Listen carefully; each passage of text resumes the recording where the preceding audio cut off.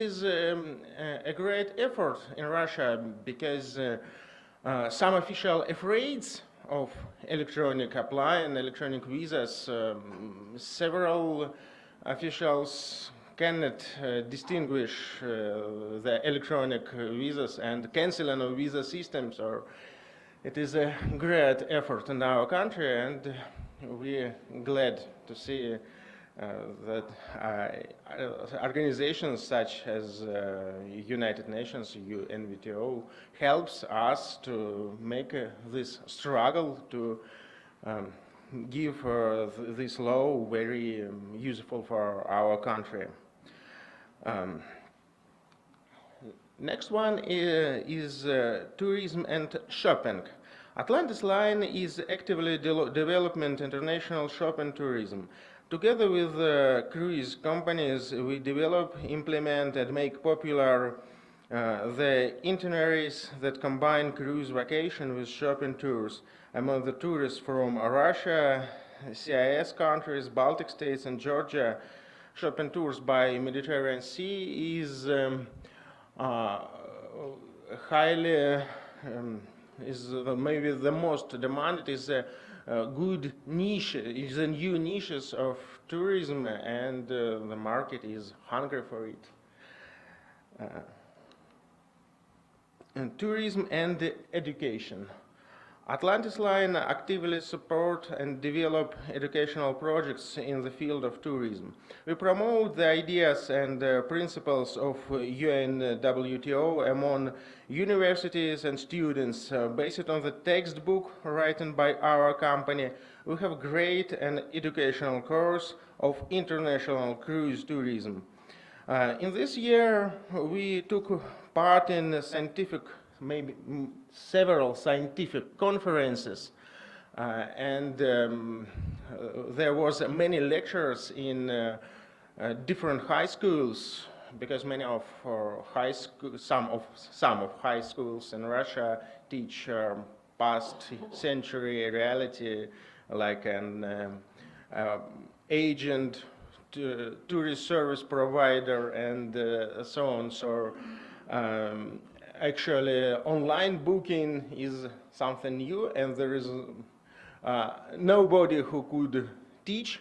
But in our company, Mikhail Tsyganov, who is as head of online booking system, and so the students on the lectures took information from the first hand. Then, tourism and tax-free.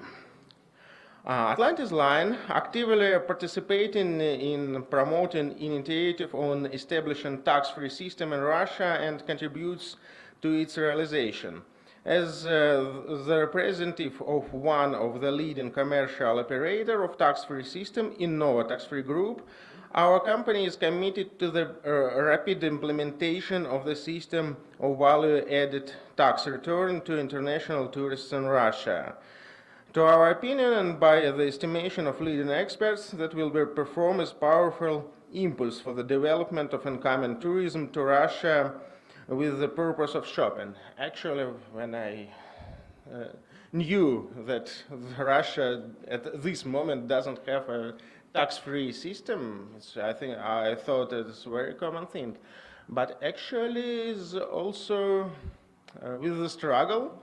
At this moment, we made an experimental project the next year and maybe prolong it to the championship. The tax-free system with several retailers and only 2 operators will be on experimental basis, and we should achieve the good results of this experiment. It is also our efforts. Then, tourism and investment. Let me explain it more deep.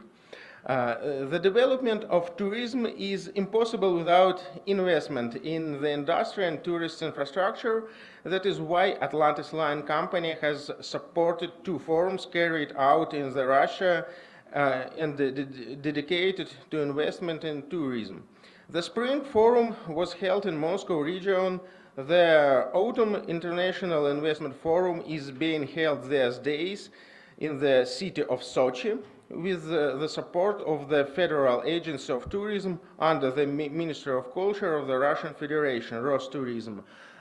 Nowadays, this day, also they discuss investment of many new and good-looking investment projects, such, for example, is Golden Ring of Russia, Sheregesh Tourism Cluster, and Space Moscow, very interesting project. I would like to provide, you may ask me for detailed information, I could provide it to you. This forum looks for investors and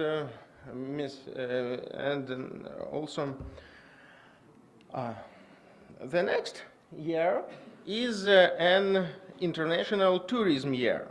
As a part of International Tourism Year implementation, we are preparing a number of activities that include a ceremonial declaration of the Year of Tourism in the United Nations House in Moscow. Tourism and the United Nations goals are the main theme of the event, to which prominent politicians and well-known state figures will be invited, whose scope of activities includes the development of tourism in Russia and abroad, directors and companies, the leaders of tourism industry, and we are now organizing a lot of events for the next year that could not be possible without this International Tourism Year.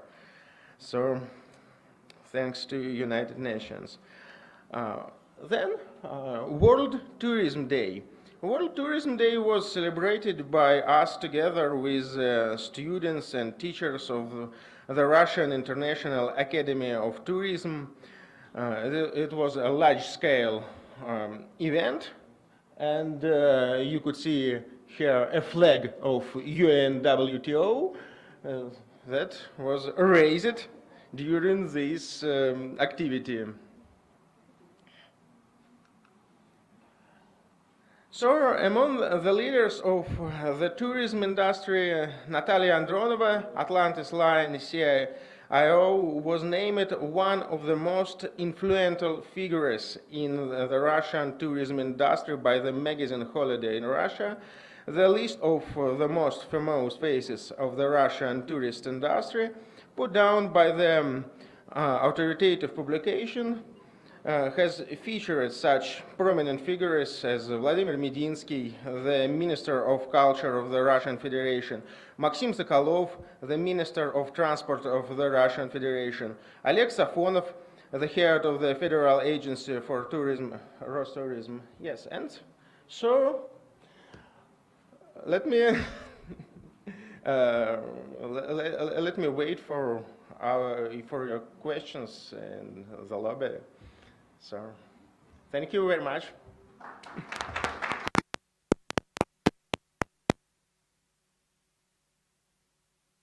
This line, Sea Cruises. Now the floor is open to Harworth International.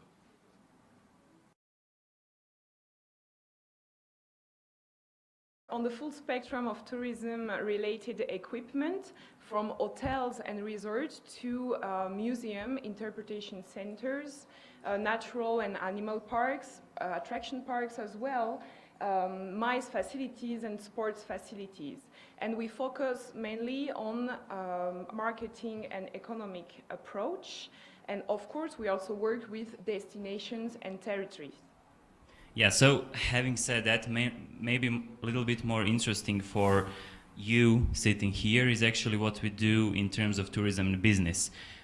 We have inside our global network, we have tourism and business line, which actually focuses more on tourism development aspect. So in that sense, we do, starting with national tourism development strategies, regional or local ones, We do the master plans. We have our team of architects as well, so we can do also in terms of resort master planning. We do the city reshaping, and We work for a wide range of institutions, from governments at national, local, or regional level. In more than 80 governments all over the world are working with us at the moment.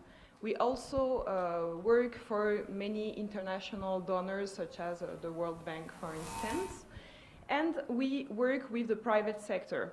So we work with 8 out of 10 of the main hotel brands are working with right now with Horwath HCL, and we also work with investors, investment funds. And so this is a very interesting part about our company, because we are able to work both with the public and private sector and to bridge interests of both the operators and the destination managers. yeah, I would say that the one of our strategic advantage in terms of consulting business is actually what you said, where we actually are able, through everyday communication with private sector, but also with public sector, to know exactly what are the barriers, how to solve them, what is actually private sector expecting, and how can public sector make it happen. So in order to maybe to just jump to some concrete examples of our recent projects, we can just shortly, maybe Coralie, you can give glimpse into Indonesia project. Yes, this is a project we are starting to work on right now. It is financed by the World Bank, and it is to the benefits of the Indonesian government. So we are working many offices from Asia Pacific and the Indonesian office together with the French office at the moment. We are supporting the government of Indonesia for the development of 10 new destinations in the country. So this is a very big project in which we are assessing supply and demand. We are making forecasts about future demand and investment needs in the tourism sector, but as well in the supporting infrastructure for tourism development, catering the capacity of each destination, and in order to have control on the development, the tourism development, which will happen in the next 10 years. Yeah, another project is actually for Dubrovnik region. We are making, we have finished the tourism development strategy for the whole region, who actually over last 5 to 6 years experienced tremendous growth and became one of most important and most popular destination in this part of the Mediterranean. And based on successful cooperation, they also hired us to make the branding brief, so creative brief for global companies who will actually run to make the new visual identity of the whole region. Another exciting project we are currently working on is the new development plan for the Eiffel Tower till 2024. And in view of the recent event in Paris, this is even more so relevant. How do we cater the needs of tourists from emerging countries? How do we tackle the needs for security and safety in this monument, which is one of the most visited in the world? Yeah, and also, so we are also working, this is another World Bank project. This is the project in Russia, where we actually were hired by the World Bank in order to assess the tourism development potential of small historic cities throughout Russia. And we are doing this, we have just finished the project 1 month ago, successfully. And we have, this is actually the project which will then enable these local cities to draw the money from the World Bank in order to make more touristic infrastructure and actually to make the whole touristification process of these cities and to open them to foreign and also domestic visitors.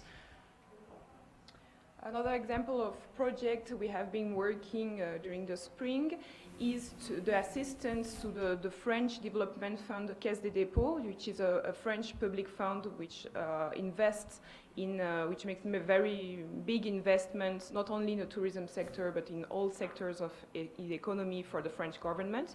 We have been assisting this institution to deploy an envelope very big envelope for investment in the tourism sector. And for this, we have we have made a diagnostic of the 6 main value chains of tourism equipment in France, meaning MICE tourism, marinas, heritage monuments, in order to get with the players of these distinct value chains, get to understand what were the needs, where the upcoming public and private investment would take place, and how this institution, the Caisse des Dépôts, would be able to invest in the next projects. Yeah, and this is probably the last, not the last, but we will be very quick. This is the one and only resort to be the first one in the Europe, opened in Montenegro, and we have done the master planning, initial development, and the concept of the whole resort.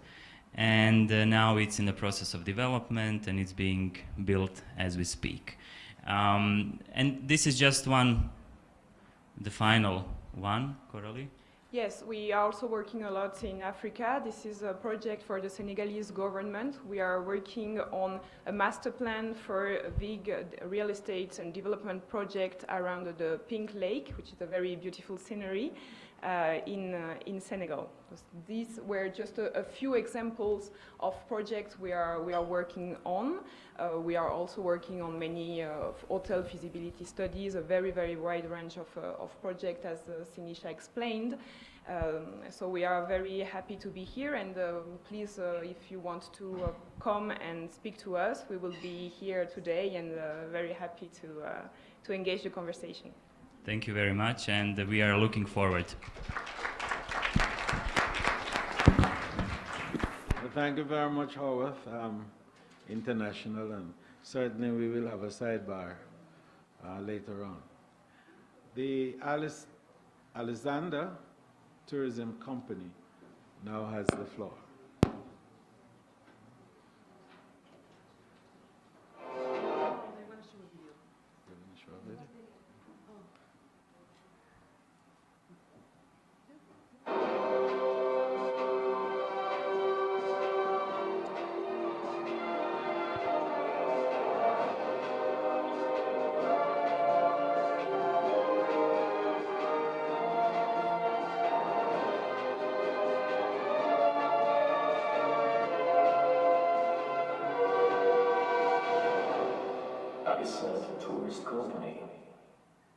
به نام خدا بسیار خوشحالم که در 38مین جلسه عمومی اعضای وابسته سازمان جهانی گردشگری در کشور همسایه و دوست ارمنستان حضور یافتم.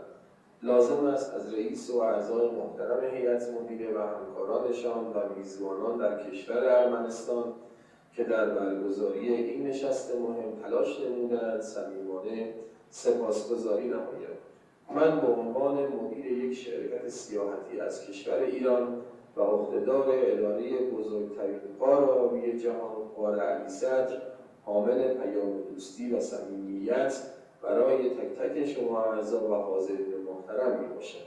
شرکت سیاحتی علی صدر در سال 1991 میلادی با هدف ایجاد بسترهای مناسب برای ارائه خدمات هرچه بهتر و بیشتر به گردشگران داخلی و خارجی میهمان در این منطقه تأسیس گردیده و در طول سالها پس از تأسیس گام‌های موثری در این زمینه برداشته است. این شرکت که در حال حاضر یکی از بزرگترین و تخصصی ترین مراکز ارائه دهنده خدمات گردشگری در منطقه محسوب می شود، سایت های مهمی نظیر مجتمع سیاحتی علی صدر، مجتمع تفریحی عباس‌آباد، شرکت خدمات مسافرتی علی صدر، شرکت آموزش خلبانی آسمان غرب و دهکده تفریحی تلکابین گنجنامه را تحت پوشش دارد.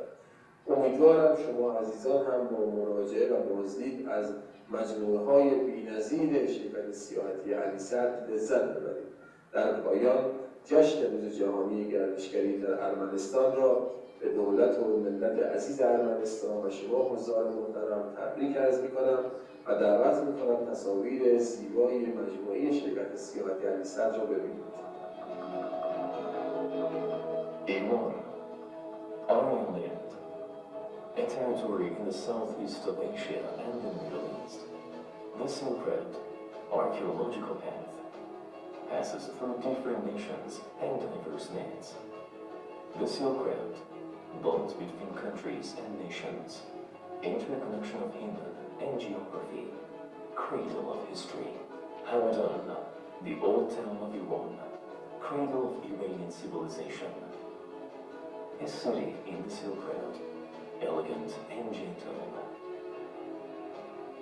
located on Elephant Mountain. A city with a long history, Medes, Achaemenid, Parthian and Sassanid Ecbatana, former capital of Iranian empires, the capital of history and civilization of Iran.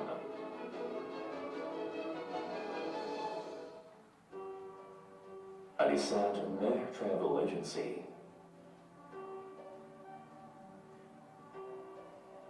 This company is licensed to sell all airline tickets for different destinations around the world, and the representative of train companies also offers holiday packages within Iran and abroad.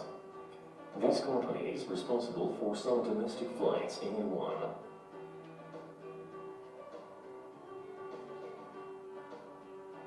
Osman Empire Aviation Training Company.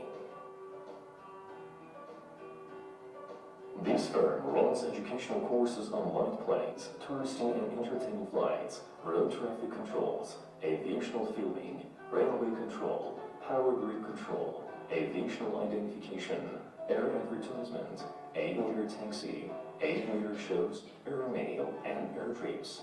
Training pilots, paraglider, paramotor, parachuting, and parasol are other services of this company.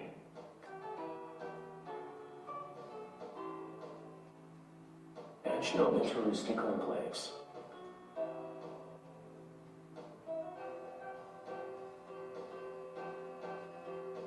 National Touristic Complex with recreational infrastructure such as cable car, bungee jumping, cliff climbing, tyro, restaurant, artificial aquarium cave, camping resorts, and etc. is one of the complexes affiliated to Alisad Tourist Agency and hosts hundreds of thousands of tourists annually.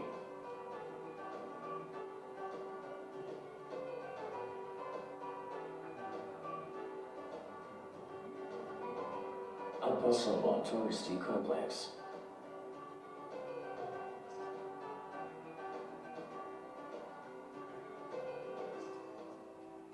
Al-Basaba Touristy Complex is situated in Elephant Mountain Valleys and fantastic Al-Basaba Hill overlooking Ecbatana City. This place was located in the Silk Road in Achaemenid era, and music and drum were played on it. At the moment, this complex consists of a beautiful restaurant in the water, accommodation villas, theme park, cafe, and etc.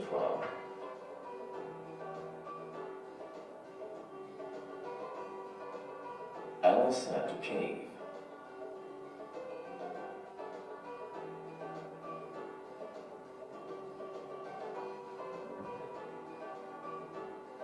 The most beautiful and wonderful cave of the world is the most outstanding tourist attraction of the country and has attracted many tourists and researchers around the world. The longest paddle boat path under the mountain and on a beautiful river can be the most amazing adventure of visitors.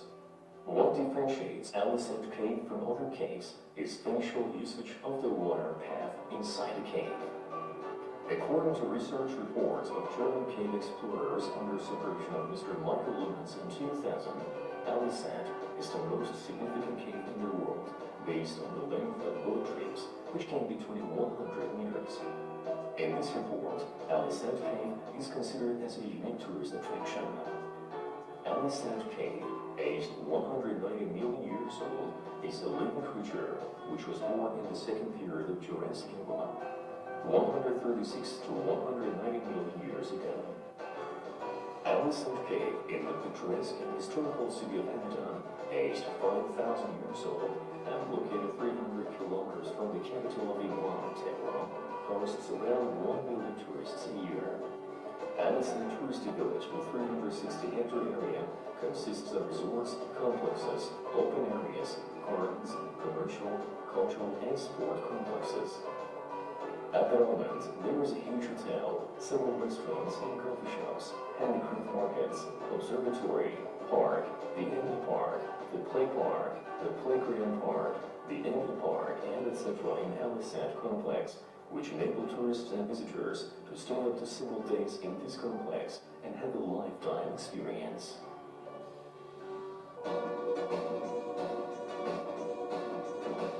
Alisat Tourist Company.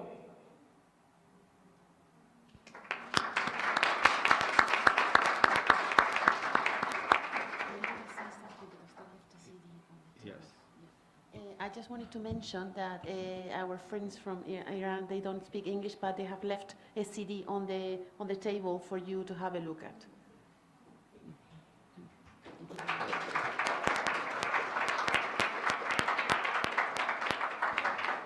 Very well, we have ended the first open debate, rather the first presentations on the best practices of our affiliate members. And we're now going into the first open debate. The future of tourism is the subject that we will be reviewing, and we are very happy to welcome back Professor Eduardo Fayos Sola to take responsibility for this section and to invite the interactions.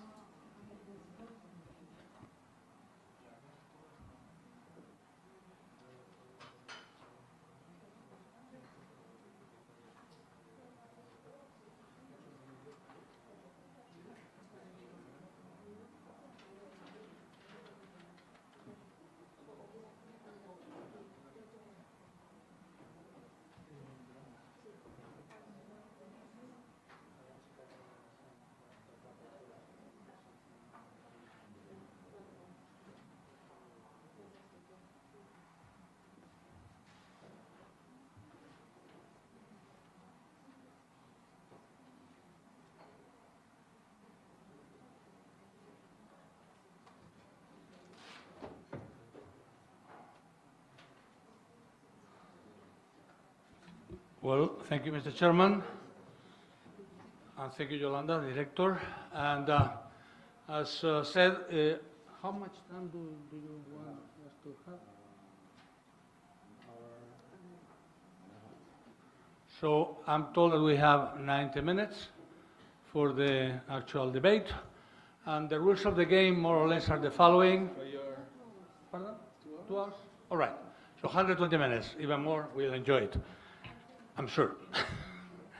The idea is that everyone participates, and I'm supposed to make a short introduction, and I promise it will be very short because I already had a chance this morning, and I saw that some of you agree, but most of you disagree with me, so we have now a chance to really enter debate. And then I put a list of issues, and if you think it's a way of going, we will proceed one by one on these issues. And these issues go from the present situation to see what is our understanding of the present situation. And we may have different views. Some of us may say it is more positive or not so positive, to where we go. But actually, as I hinted already this morning, the purpose is not to do futurology. The purpose is not to guess how the future is going to be. That, I think, is a little bit of a waste of time. The purpose of the whole exercise is to see what policy matters would be implied with this. So what policy content should we thinking that we should adopt in our own institutions, but also perhaps some ideas for UNWTO, right? And let me begin by reminding you of some of the points this morning.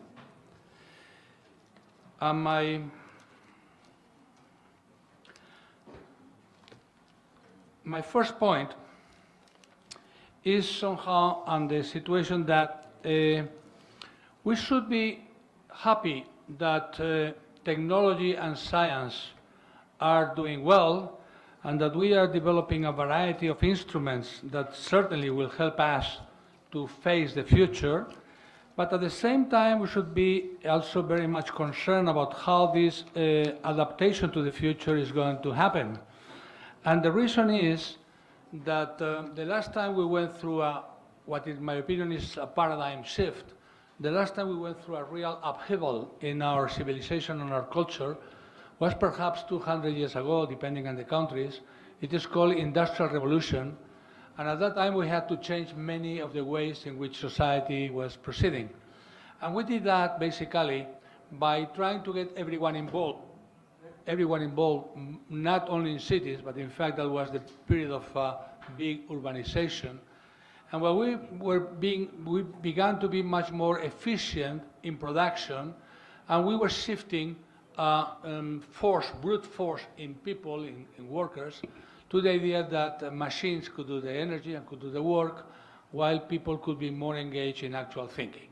So we had, at that time, we had a way to shift labor from actual manual effort to intellectual or thinking, at least thinking effort. Now the problem this time is a bit more complicated because, yes, what we do is both some manual effort, but also mostly nowadays some mental effort.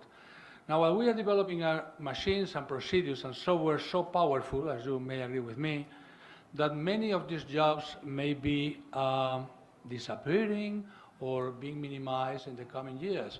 When I say coming years, I don't mean 100 years. I mean 5, 10, 15 years. So this is something that most of us, hopefully, are going to see. So, but the question is not only that there are going to be a big number of people unemployed. The question is that there may be a big number of people unemployable, people whose skills will not be useful anymore. And we may think that this is only drivers. Probably there are tens of millions of people working as drivers in the world. Well, we're being told by Elon Musk and other gurus and other entrepreneurs, innovating entrepreneurs, that soon we are going to have self-driving cars, and self-driving trucks will come along, and many other self-controlling machinery will come along, meaning that the result of that in the labor force is that millions of people will have to recycle themselves, will have to leave their present employment and find some other employment. Now, are we certain that we have that kind of employment for those people? And are we certain that many people can recycle themselves in such a way that people have to reinvent themselves every 5 or 10 years? Now, you may think this is only for things like driving, but let's think about doctors. And let's think about how doctors use the time. And doctors use the time when a patient comes in, they spend a lot of time using their expertise in diagnosing the paper, producing a diagnosis for this patient. Do you really think this has to be done by a doctor, a physical doctor? Can you really see with me the time when you can input your data in a very sophisticated app that gives you a diagnosis, considering that that app can be connected to an enormous database, much larger, unfortunately, than the brain of the doctor, and therefore give you a very fast diagnosis? I'm not saying even that this is applicable in all cases, but in many cases. So we are saying that not so many doctors are needed for diagnosis, while many doctors employ a lot of the time in diagnosis. Now, what happens then? What happens then is your doctor will give you a solution, will try to point out a way to solve the health problems that health situation you may face. But again, do you think that the time and effort that it is presently needed by human beings, will keep in the future? These are things I'm opening to you, and many of you may disagree, and I'll be happy. I think we'll all be happy if you disagree and we open the debate. But these are things that we should consider. It is not only affecting what you could call manual professions like driving. It is affecting some of the most intellectual professions, and I talk about professors now, because professors, we are in the same boat, right? Do we need really education as traditionally has been? Do we need 100% of the time of existing professors to go in front of the class and repeating things in front of their students? Professors may be needed to stimulate or to gauge or to tutor, perhaps, but a lot of this task can be done by artificial intelligence. artificial intelligence broadly understood, of course. So I think we have a reason to believe that we will have an upheaval in labor. And the problem, again, is not that people will be unemployed, that many people, unless they recycle themselves, they will be unemployable. And then what sort of professions will be new? Many. And I agree that many of these professions we are not able to see nowadays. But will the number of these professions be enough to employ all the enormous number of people who will be unemployed and perhaps unemployable? This is a first area of discussion that I think that we should consider. So some people like Professor Haran in the Jewish University of Jerusalem are saying that we are going to face the coming up of two new classes, so to call. Excuse me for not using the concept of class, social class, strictly, but two classes. The unemployable class, the class of people who cannot find employment because the training, the abilities are not up to anything that society needs, and then the leisure class, because of course a solution for that will be to have less hours of labor and to have more leisure. That is good for us, if we get people for more leisure. And if that leisure is distributed in a way that favors tourism, meaning more weeks of holiday, more or longer weekends, that's fine, less hours a day, if we distribute less labor in terms of less hours a day, that will not be so good for tourism. But depending on how we distribute the leisure time, we'll have a leisure class, as Thorstein Veblen, the famous American economist and sociologist, developed 116 years ago in 1899, the leisure class. That will be also both a solution and a problem for tourism. A solution in terms that we have a larger demand if the leisure time is properly distributed, as I said, but on the other hand, where will these people derive their income? Mm-hmm. But here comes another issue, which is we are risking to have people who do not really participate properly in society. And as you know, that is asking for trouble. If we have an unemployable class, and we have on top of that a leisure class of those who still have work but a lot of free time, how do we integrate those people in society, considering that our society presently is using a standard for participation, which is how much do you bring into society? So if you are unemployed, you bring in tangibly nothing, then how do we integrate you? What are you going to be able to give society? How do we change the rules? Some of our colleagues here were telling me after I spoke that they agree with 95% of what I said, but they thought this was not a revolution. This was an evolution of certain problems that we're facing nowadays. Well, call it as you wish. I mean, if tens of millions of people or hundreds of millions of people unemployed and unemployment is not a revolution, call it a soft evolution if you wish. But the problem will not disappear because you call it differently. And if you have millions of professionals like teachers and doctors and many others who find themselves very limited in the present skills and they have to reinvent themselves, call it as you wish. You want to call this an evolution, call it that way. If you hate the word disruption and you hate the word revolution, find another one. But the fact will not disappear no matter how we call it. And finally, and I mentioned it this morning, we have another issue, which is that we are seeing, or at least some of, this is debatable too, and I think we should debate, that we have hired some professionals, we call them politicians, to do some governance for us. And those politicians are supposed to do a couple of things. They are supposed to keep by our institutional rules, so they are prepared and they should be keeping with all the institutional rules, but also they should be looking to the future of our institutions. And you can call them parliamentarians, but they should be looking for the future of our institutions. And now some of us have a little suspicion, and excuse me for being very direct, that this is not really happening. And that some of the big decision-making is now not in the big parliaments of the world, and not even in the big dictatorships of the world, but rather with some very large companies, and sometimes with thinking centers, you can call them Silicon Valley or whatever you want to call them. So what are we going to do about that? And also in tourism. where are we going to put the governance of tourism? I think, as it was pointed out by the Secretary General this morning, UNWTO is one of these institutions that perhaps by chance, perhaps some foresight in the past, has all of us in the non-governmental sector within the organization. And that is very positive. But the question comes immediately, how do we participate in the governance? If politicians alone are not doing the job, and most likely will not be able to do the job because things are happening too fast. They are the defenders of institutions, but we need also people to transform the institutions. And it's very difficult, Edmund, you tell us, very difficult for a politician to defend the institution and at the same time be thinking of changing. And your constituencies say, oh, wait a minute, Edmund, you are here to defend the institutions. And when you say innovation in tourism, careful, because that's not your mandate. Your mandate is to defend the institutions. Right, so how do we cope about that? And we have a unique chance in the affiliates, which is participating in the governance. And this is wonderful in WTO. But probably we should be thinking deeper on how we do that. Now, let's finally say that the future of, if we know anything about the future of tourism, is that it is not going to be like the present or like the past. So therefore, and also that we don't know how it is going to be.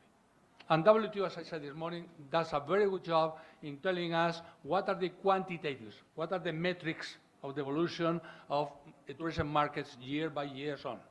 But no WTO, and perhaps, I'm sorry to say this, not even God, knows what's going to happen in tourism in 15 or 20 years. However, we're moving there.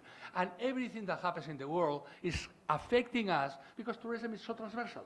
We cannot keep isolated. We cannot say we are going to be resilient. So resilient we'll stay in our fortress. Nothing will happen. No, things and many things are happening to us already and will happen more. So what are we going to do about that? And what is our role? And what is the role of this important body, the affiliates of WTO, in getting more and more involved in the governance of tourism? Together with WTO, unique chance. Are we doing the job right? Do we think it is lacking? In which ways should we interfere more? Now, to end up this introduction, let's recall this morning I said that basically we don't know what is going to happen, but we know that change is going to happen, so preparing for change. How do you prepare for change without knowing specifically how change is going to be, but noting that change is accelerating? How do you do that? And there is only one way out, which is knowledge management.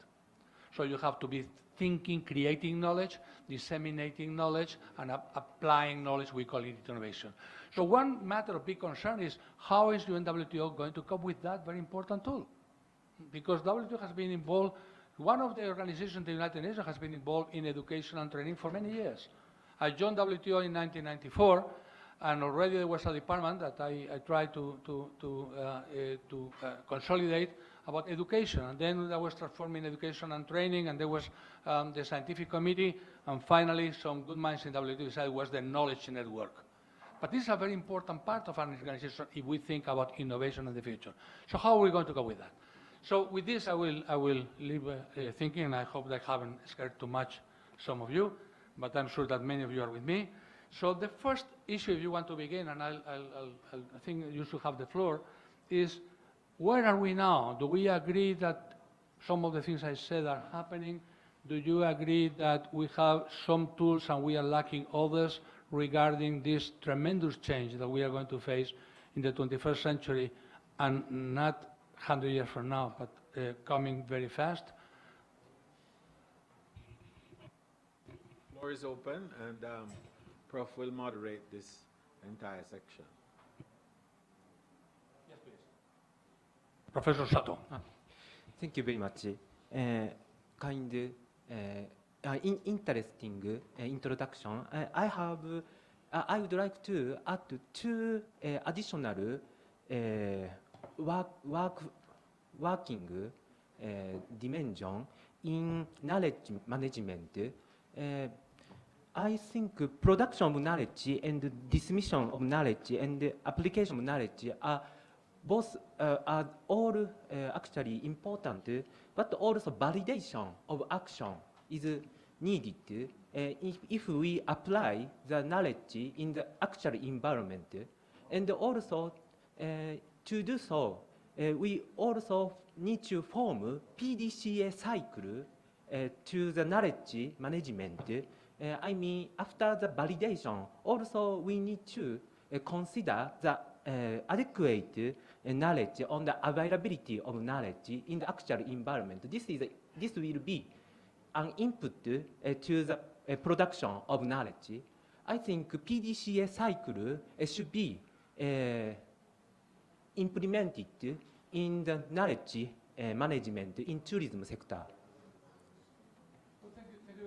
Thank you very much. I understand, Professor Sato, that your intervention is a previous point. We're not talking about the state of affairs, but rather a previous issue. And I think I understand also, but that's my understanding, that you're talking about a very important issue of bridging theory and practice. How do we pass knowledge which is being created in universities, research centers, entrepreneur, business community to the actual practitioners? And that's a very important topic. So yes, I would agree that one issue in the state of affairs is that there is a profound gap in many cases between the production of knowledge and the application of knowledge. And that is an issue that we should be addressing, and perhaps it's a note for UNWTO.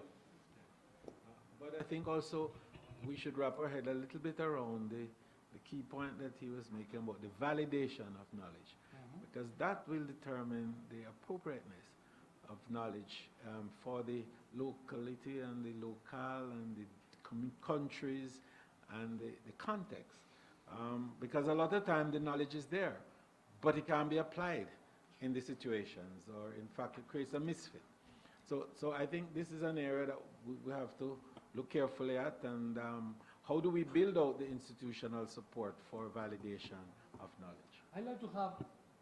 I'd like to have some opinions about this specific point, validation of knowledge. And also, let me say this, Yolanda and Edmund, should WTO be playing a little bit of a role in the validation of knowledge? Take other United Nations organizations such as FAO or WHO. Their job is validation of knowledge in the way of norms and standards. Should UNWTO have more of a role in the validation of knowledge? Let's open the floor. Let's talk about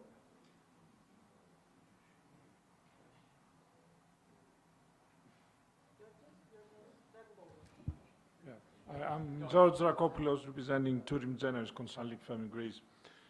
This discussion has been for a long time, I think, and we keep updating our problematic thinking about that. I say problematic, why? Because we have many countries at different stages of development. And as UNWTO should have more or less an equal treatment to all of them, I'm afraid it's difficult to have a non-movable position. There are definitely some countries which are well advanced in education. Obviously, there are some other ones who are lacking education. But UNWTO needs to assist, needs to support both.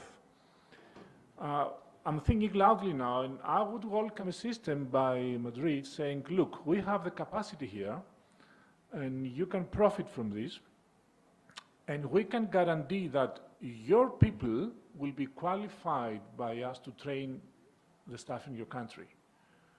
Because in every country we have different needs. Okay, somebody has to do the job. Let's say it's the government or a private partnership, public-private partnership within the country. But who's going to give them the directions? Who's going to make sure that they have all the capacity building available? And I think there is some space here for UNWTO to play. And now we are facing, in some countries who are in crisis, like my favorite country, Greece, look what happens. The public education system in tourism has collapsed. The money is not available, so we do not have many more trained people. From the other side, there is a kind of products like all-inclusive, where I will say an example. Waiters are not more waiters anymore. They do not serve. They just bring the food.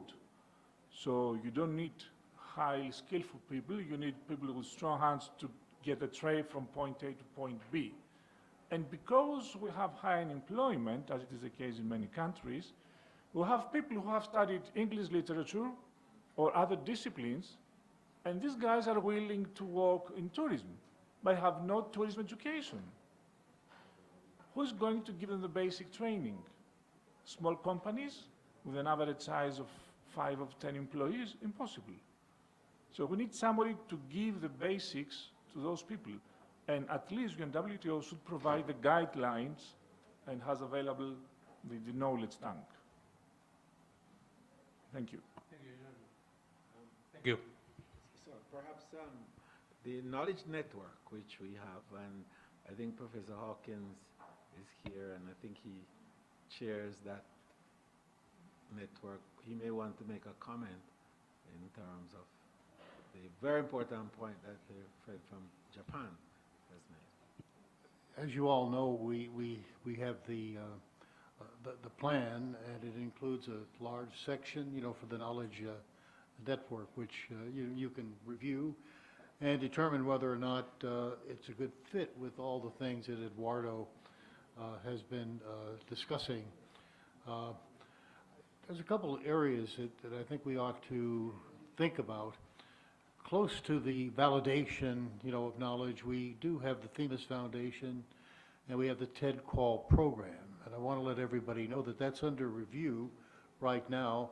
It's not an affiliate council program, but it certainly is related to the affiliate council, as many of the other items are, in our plan. But there is a committee, and they are looking at revising, that TED Qual program, particularly recognizing the difference between a university program and a training, institute type of program. But I think, if you want validation, I think a better term is not certification, it's accreditation. Because the important thing is that we have accrediting systems, and we recognize that these validate, if you will, university and college programs, so that their graduates, then have a credential that has meaning. There are many other, issues that we have to think about. Another form of validation, are the awards program that we've, engineered, re-engineered, if you will, over the years. And right now, the UNWTO awards and the Ulysses, program have kind of matured. So we're getting lots of, applications. And one of the concerns that I have is once you receive an award, so what? What happens afterwards?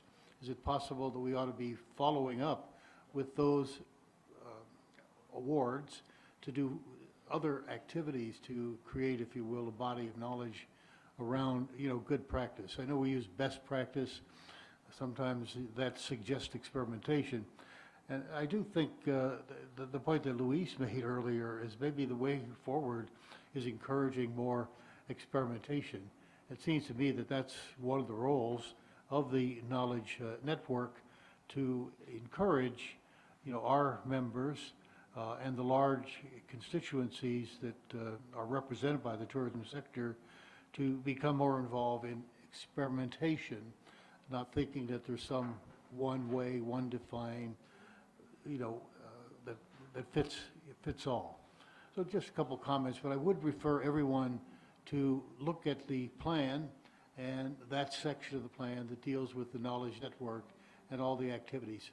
Last quick point, we have all these networks, and they may be growing because we've just added the city tourism network.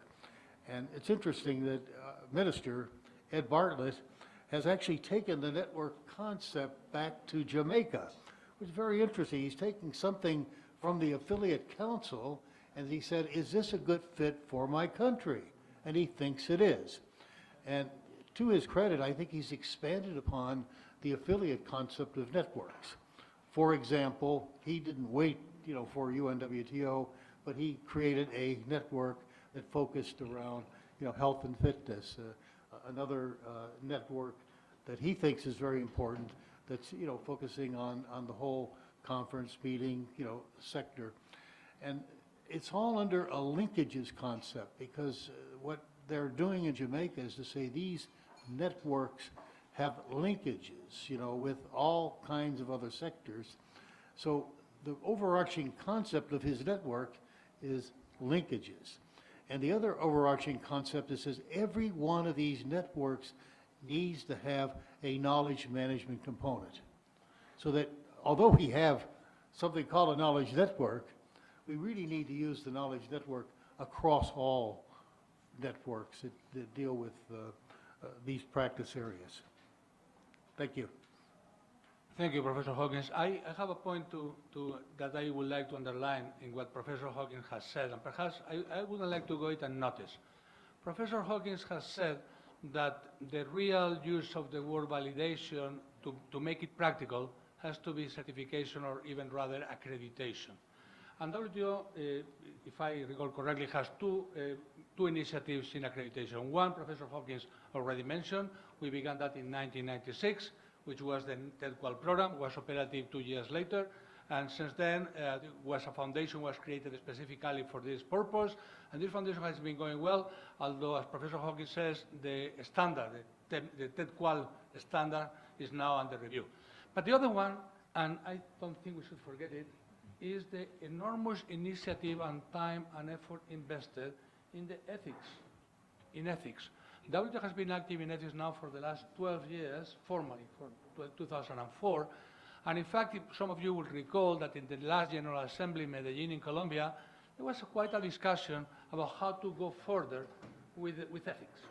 And the idea was, should this become a more compulsory set of rules, go from recommendations, ethical recommendations, to more norms, perhaps even standards.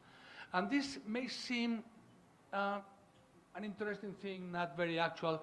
Some of us may still believe that ethics is not connected with tangible business, but that's wrong. What is going to happen with Mr. Musk and others in Silicon Valley make self-driving cars? What kind of ethics those self-driving cars will have? I'm going to explain. When in a typical situation, you're driving your car and you may choose between running over 5 people, killing them, or going to the right, there is a cliff and you get killed.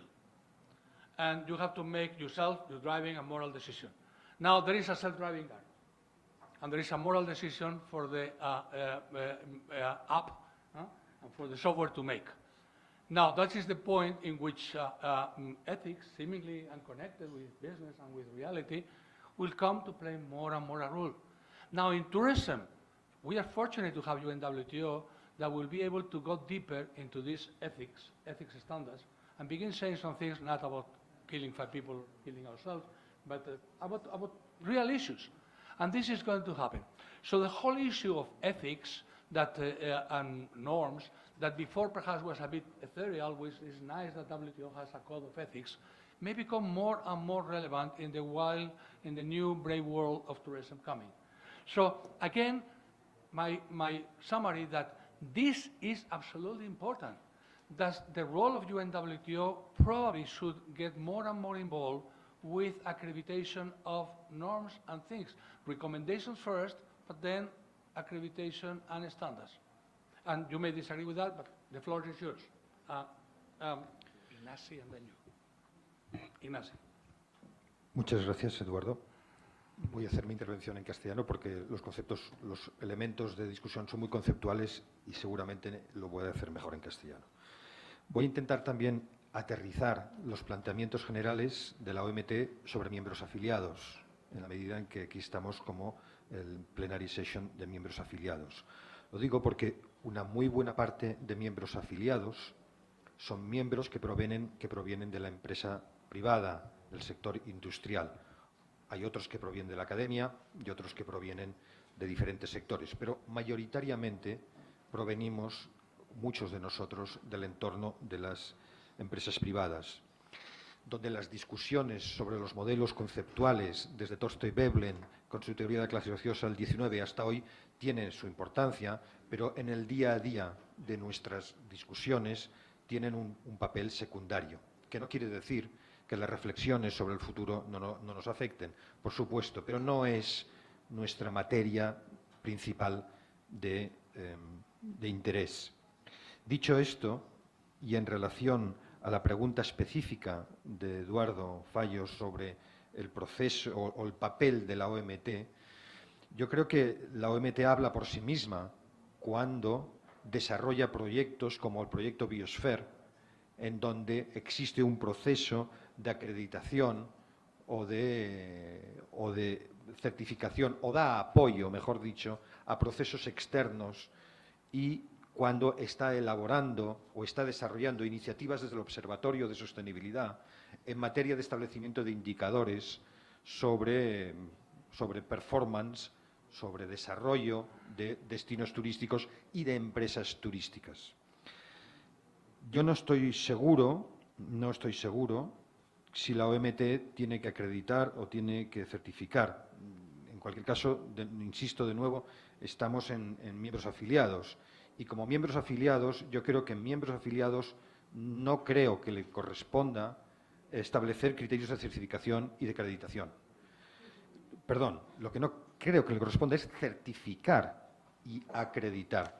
Por el contrario, estoy convencido que miembros afiliados puede ayudar mucho en el establecimiento de criterios de certificación y de acreditación, que es algo distinto, que nos ayude desde miembros afiliados a establecer los indicadores precisos de desarrollo de destinos, de empresas o de cualquier otra actividad. Yo creo que este establecimiento de criterios y de indicadores para conseguir esto, si los objetivos se consiguen o no, es otra de las cosas que yo también pediría a miembros afiliados que incorporase en su propia metodología de trabajo. Es decir, que los planes de acciones, que es lo que estamos discutiendo aquí, también incorporen, ya sé que estoy haciendo un pequeño salto al vacío, pero que también incorporen elementos de contraste y de indicadores de gestión sobre el propio plan, porque difícilmente vamos a poder establecer criterios objetivos de consecución de planes si no tenemos indicadores precisos de consecución. Ese que ha abierto otro melón, ese que ha abierto otra línea de discusión, pero puesto que estábamos en el concepto de indicadores y de gestión, también he creído oportuno, puesto que estamos hablando, insisto, del plan de trabajo y de miembros afiliados. Muchísimas gracias. El concepto que has sacado de la miopía en la gestión es muy interesante y valdrá la pena revisarlo luego, si la gestión debe ser miope o no. Pero de momento tenemos la palabra.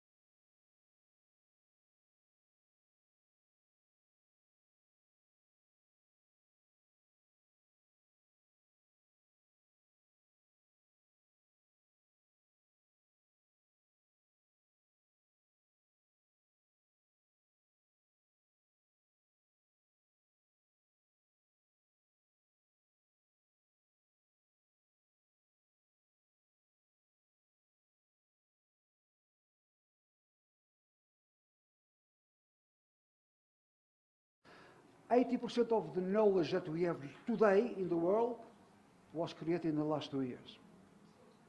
By the year 2050, the knowledge that we have in the world today will be 1% of knowledge by 2050. So, I was discussing with you this morning about the intertwine. Knowledge for me are flexible pods of knowledge, so of know-how, which all the time are flexible and intertwining with different fields, not just discrete, and we're talking about that. So clearly, pods of knowledge, a kind of osmosis. We are talking about really changing all the time, cross-fertilization of fields, new voices coming into the process all the time. Now, at lunchtime I was talking to Ase and Sasko from the University of Tourism in Macedonia, Macedonia. And to realize that even for an undergraduate course, 4 years, the students that start today, a course in tourism, could be whatever you want, but in tourism, when they finish, the problems, they have no idea what the problems will be in 4 years' time, what technologies will be in 4 years' time. So for the first time, we are preparing students without having a clear notion about what is going to be the future. This for the education. So I like the idea of validation, and Donald, I really like validation in use. I mean, not certification, but validation. What kind of validation? Well, We need to break the mold. I mean, you know, knowledge in the sense of preparing for the future is to break the mold. More than that, is to anticipate the future. To anticipate with a view of influencing the future. That is validation. If you are able to influence the future, that you are validating. We are talking about market driving, not a control economy, not market driven, which is you know, not talking about, oh, consumer, the market driving, because most human beings, they also have rear mirrors. They don't know what's going to happen. So you have a duty to pave the way, to open, to anticipate the future and to influence the future. That is the validation. Thank you, Luis. My role is to moderate, and I'm sorry, some of my colleagues agree with me that it is about time that we move on to the next topic. But I think first I'd like to say that the first area has been very productive. I think we have been agreeing that the future is coming at a certain speed, whether some institutions and some enterprises see more or less far into the future. We have agreed that there is a role to play in the validation of knowledge, and I think this is a very important concept. I think we have added that accreditation certification goes a little bit more beyond validation, but Luis Moutinho has qualified this a little bit. We have also said that, of course, the private sector and the public sector have perhaps different roles. The public sector perhaps more of a duty to foresee the future a little bit more ahead, while some private businesses cannot really do that so much because they have to take care of the present situation and the immediate future. But even then, there has been a suggestion of a collaboration, a strong collaboration in the criteria to be used in this sort of accreditation between the private and the public sector. And I think that is the whole spirit, whether the reality is like that or not, the whole spirit behind this idea of the affiliate members of WTO, since they were revitalized, may I recall you, in 1993, 23 years ago, this institutional affiliate was revitalized, and it has been the whole spirit. So what we are talking now is that, and I think Ignacio has pointed it out, is how do we really implement that sort of collaboration with private industry, which has a more direct, immediate knowledge, information about affairs, but who is more concerned with the immediate happenings, and the public organization, we should be concerned with the medium and long term, how they can collaborate more straight. Again, I think this is very satisfying, but let's move on to another way of seeing the same problems, which is, now, we say that the future is not knowledgeable, and many of you will agree with me on that, but even though it is knowledgeable, we can create what has been called meta-scenarios. I mean, are we thinking that the scenario is going to be business as usual with perhaps some additional problems? So it is going to be business as we know it, but perhaps with some additional issues, climate change, development, safety and security, and so on.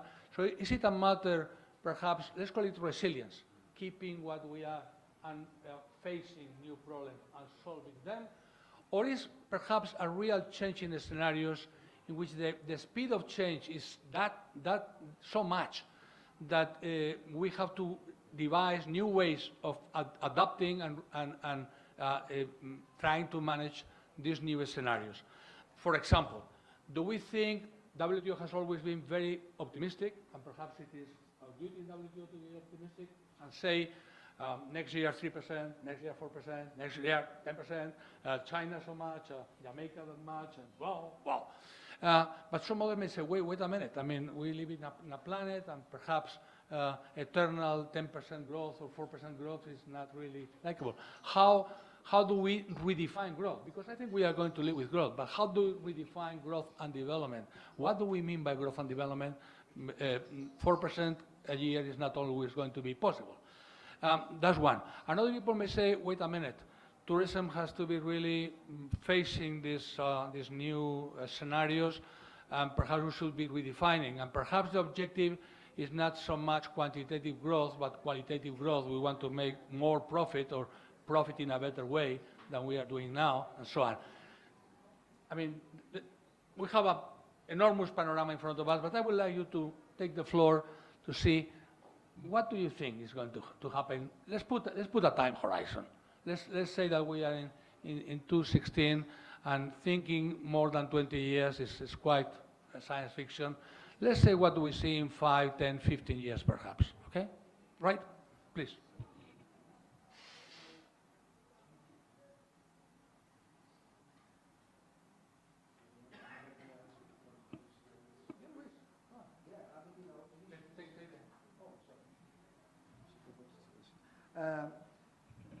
We talk a lot about scenarios, we've been talking about scenarios for many, many years, but most people actually use scenarios by ball gazing, okay?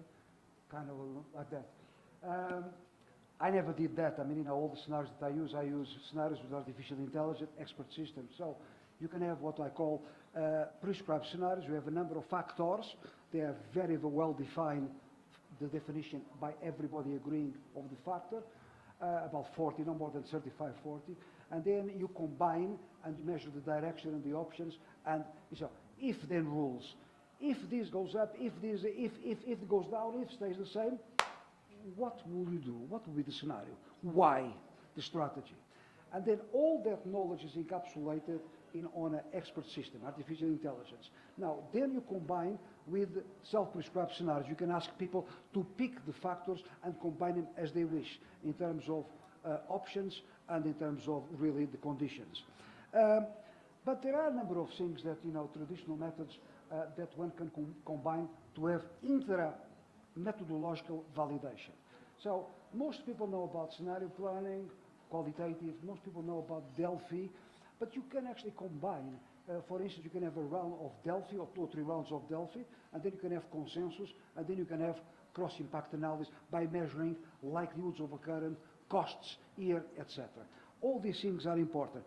There's a huge portfolio of methods on future research, huge. So it depends very much what you are talking about. Social values, causal layer analysis, you're talking about backcasting, starting with this will happen in 10 years. My God, difficult. And then go backwards, backcasting. There are so many methods that can be applied. But above all is to combine, and this is what Eduardo mentioned as well, the quantitative, because most forecasts looks at the past, trend analysis, whether it is short-term, exponential, or long-term. By combining, quantitative approaches, like for instance, a method of artificial neural networks, so a topology, you don't need to know, the experts don't need to know what is an inhibitor weight or a contributor weight, but if you analyze and give them the results in very simplistic terms, now explain, you as an expert, why we got these predictability results. So there are lots and lots of techniques that can be applied to minimize the degree of uncertainty about the future. Thank you, Luis. Yeah. If we are talking about scenario, I would like to ask you questions. Who is going to write the scenario? And who is going to film it? And from this point of view, somebody should regulate the world tourism, actually. And my opinion maybe seems to be so utopic, but somebody or some organization should regulate the world tourism development, actually. Probably we have to talk about it. Somebody should take more risk and more responsibilities. Probably the only organization is the UNWTO, should take more responsibilities and more role. They has to play more role in the world tourism development, because the world is one.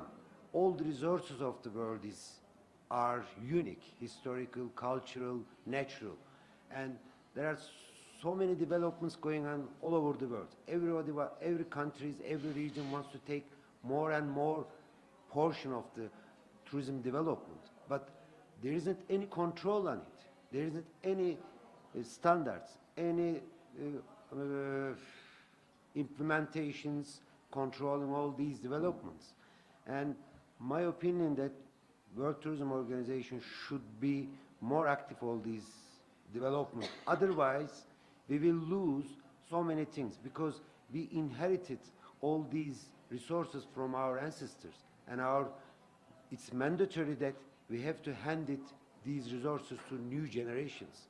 This is our responsibilities, and somebody should control this. And my opinion, World Tourism Organization should be more and more active. Thank you. Mr. Ajik, let me be direct so we get down to real debate. Is climate change going to affect Antalya and the tourism you're running in Antalya? Are the present unrestful situations of insecurity, immigration, war in the area is affecting and is going to affect it more? And if the answer is somehow yes, what do you propose? What sort of mechanisms do you propose? We have three sorts of mechanisms: science and technology, culture, society and marketing, and institutions. WTO can probably work best in the last one, governance, institutional things, but also can help somehow in marketing issues. And perhaps in the future can take more of a close position to science and technology, and the next conference by Clive Ruggles, who is here with us, will be dealing with that, right? How will you see it? What will you be asking about not only WTO, but institutions in the future? In what direction should we move to solve big problems like climate change, development, governance, security? Please. I mean, okay, if there is an organization, and because this is a World Tourism, and it's behind United Nations, and the United Nations have control all over the world in a way, but probably we have to change whole structures and whole philosophy of the approaching the problems. We know that tourism will develop, and for sure, but at the same time it's affecting from so many things. For example, now is world, there are so many wars going on all over the world, and because of those wars, terrorism is coming, and then it's the nearest threat for whole tourism is terrorism, for example, coming from the ongoing wars. And first of all, we have to take a role in stopping and somehow doing something for this, controlling these things. Otherwise, what will happen? Refugee problem is coming, and then, for example, our neighbor countries and Turkey is also affecting from the tourism business, completely collapsing because of these things. And somebody and some organization should do something for all these things. Otherwise, for the time being, some part of the world is doing good figures because of these developments, but that doesn't mean that this will go on forever like this.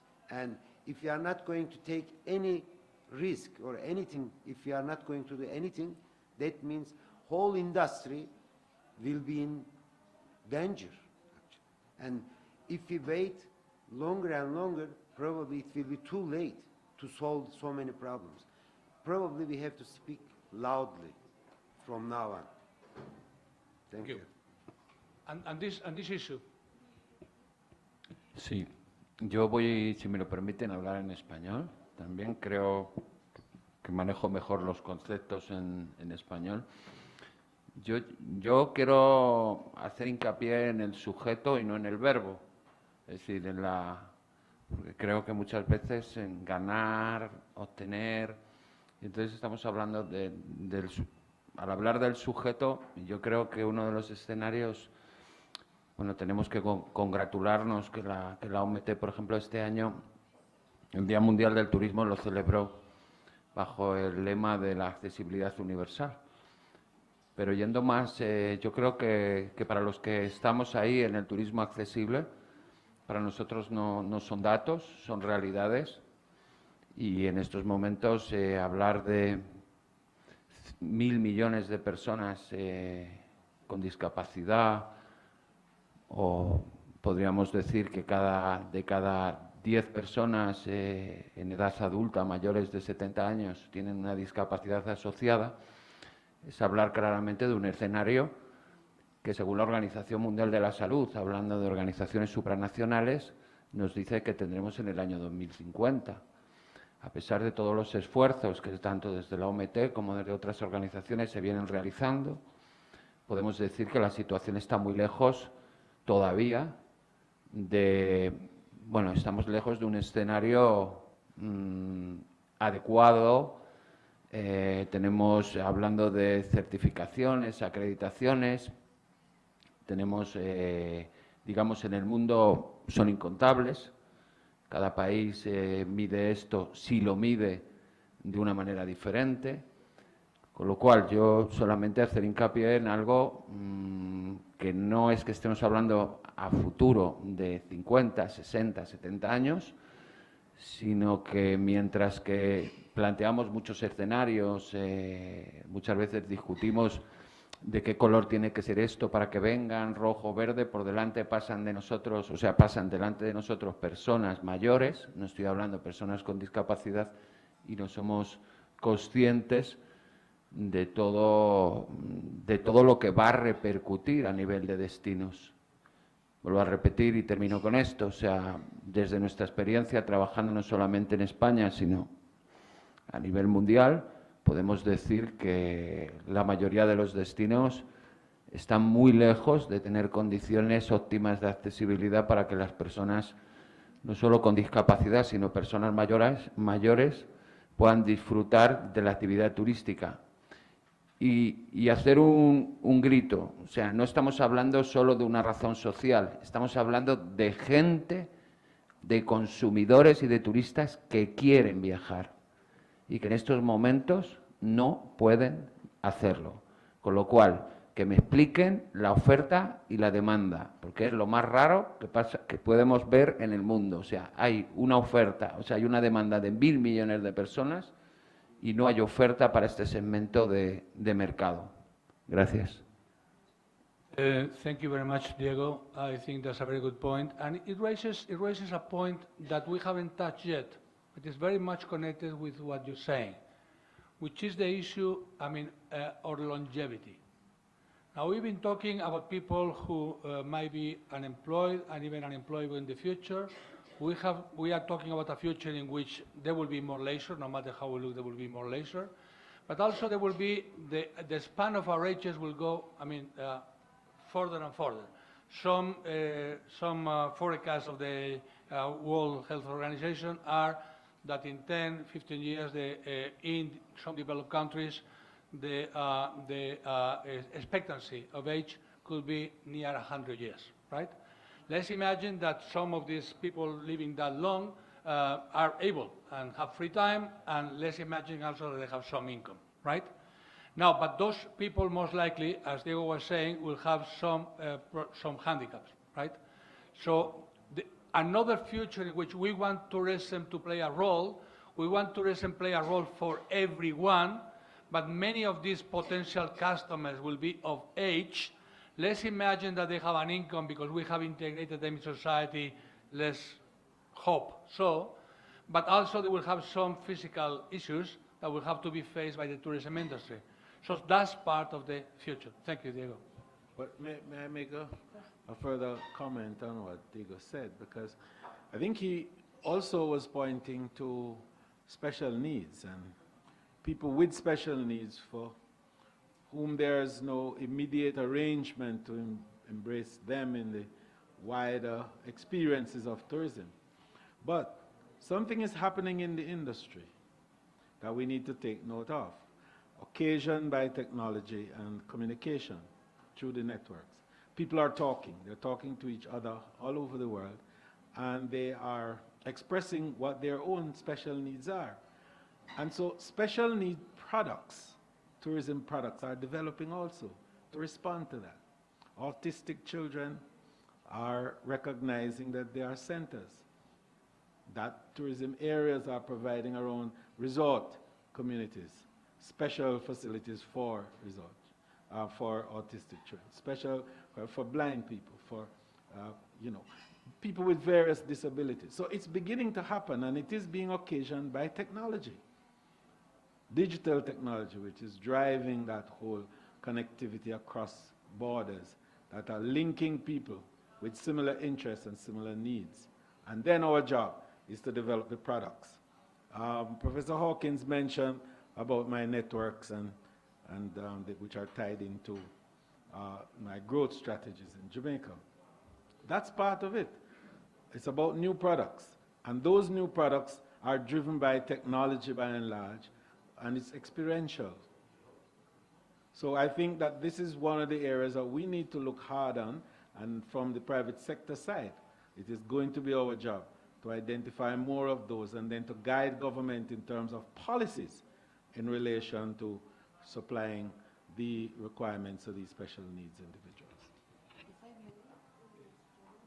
I think if may, we have an opportunity to do something tangible here, because his suggestion when we had a meeting at UNWTO with the team from Red Estable is to create a working group on accessibility, and that has been included in the action plan.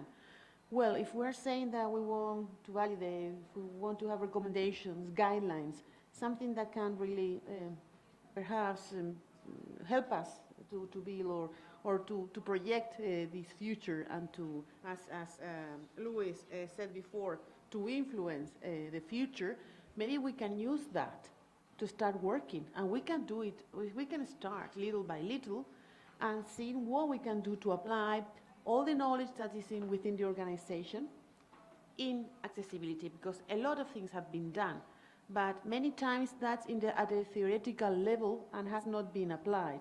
We have a lot of recommendations, we have guidelines, we have that publication that it was done with Fundación 11 in this regard, and it's a very helpful tool. Now I think it's time to apply it, and we can start doing that. And we can start even with a small number of affiliate members, but it's a way to start building and projecting and anticipating ourselves to the future. And that's a way to start. We don't have to do everything at once, and that's something that can be one of the conclusions of this conference, is that to anticipate something that we know that's going to happen in the future, because that we know, then we're going to start moving. And by doing that, maybe we can start doing some projects with some of the affiliate members, and but with that experience, we can also help others afterwards. It's just a suggestion. Let me emphasize what Yolanda. No, solo una frase. Como hemos hablado o sea, yo creo que lo que no podemos ni debemos es que las organizaciones de personas con discapacidad que reivindican sus derechos sean los únicos encargados de luchar por ese derecho, sino que la industria turística debe participar activamente. No debemos estar esperando que nos reclamen, porque Red Española de Turismo Accesible está formada por 150 organizaciones que están trabajando por el turismo accesible directa y 11.000 indirectas, y nosotros no esperamos a que nos lo pida la persona con discapacidad, sino que estamos preparados de alguna manera para la nueva realidad que es el turismo para todos. Thank you, and let's pick up on something Yolanda said that shouldn't pass unnoticed. Yolanda made again the point, which I think is very important for this discussion, that our job really is not guessing the future, but making the future. In the little aspects, whether it is called affiliate members or whatever other, in the little aspects we may do something, let's get going and doing something. And therefore, not so much talking here about guessing how the future is going to be. That's a good game, but doesn't go very far.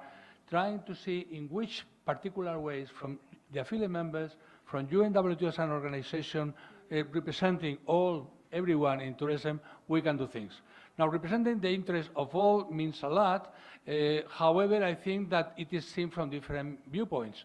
The private sector may be morally very interested, but they have to make a profit. The public sector is worried about the profit of the private sector, but it is looking beyond that. So we all have to collaborate in a way. But again, tourism for all is very important, and not only, excuse me for saying this, not only from the point of view that everyone has a right to benefit, but also that everyone has a right to participate in the way that tourism can make us participate in making the future. We forget about this. We think that tourism is a passive and a body reacting to changes. We forget sometimes that tourism can make many changes. It's incredible the power of our industry to produce new cultural paradigms, new visions of the world, and that is important for everyone. But let's see what you have to say, please. Well, I think this audience is a bit like Donald Trump, nothing to say about climate change, for example. Is that so? No one has any opinion. Yeah, please, Mr. Professor Sato. I think the climate change comes from the increasing the concentration of carbon dioxide. It is one of main hypotheses many scientists believe in. And also the source of the carbon dioxide is, I think, fossil fuels mainly. And current population of the all of the world is 7.2 billion, are about 7.2 or 7.5 billion, and total land area is about 150 million kilometers squared. As a result, current population density is about 50 persons per kilometer squared. I think in order to stabilize the international tourism, such situation should be quantitatively measured based on the sufficient amount of data.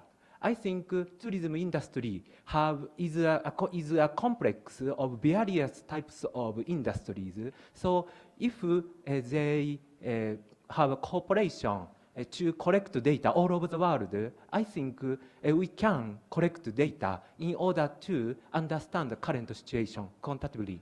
Thank you.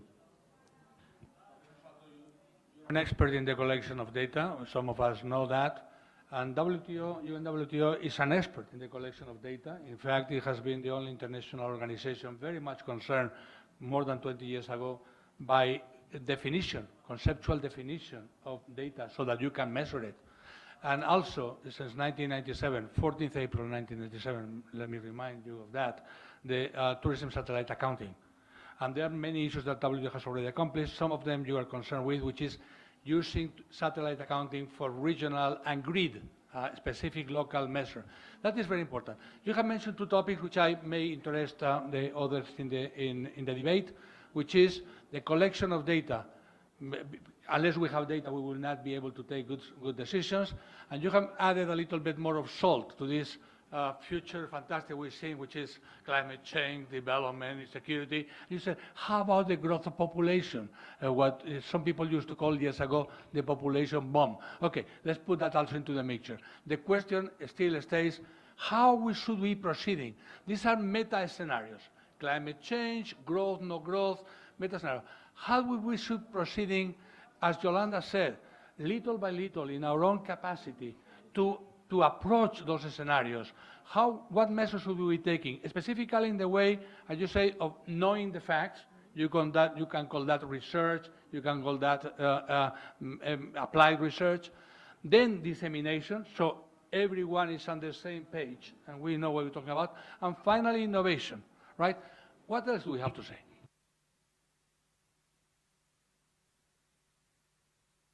Yolanda.